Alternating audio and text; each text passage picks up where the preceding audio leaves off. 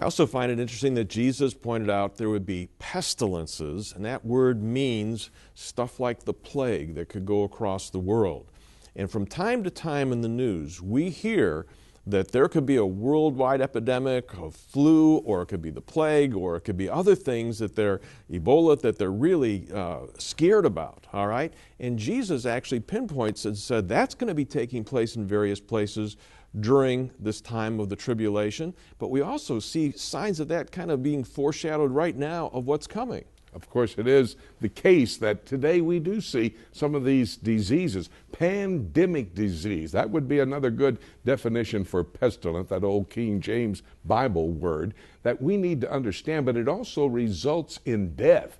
And when you have a major earthquake, we've had a number of earthquakes over the last couple of years. Some major earthquakes, the latest, that one there in Japan, where the most powerful earthquake to ever hit that little island caused a tsunami running 500 miles an hour, 30 feet in the air, and killing many, many people. The result, of course, disease in those areas where these people tried to sustain life, those that were able to survive. I also find it interesting that right now our world is talking about a world shortage of food, so that there are over 1 billion people that are earning less than $2 a day, and as food prices go up, it's impossible for them to feed their families. And the Bible talks about famine coming upon the world in the last days. It's very interesting to me to have had the opportunity to watch the cable networks, the news networks reporting during these revolutions throughout the entire Middle East. They continued to say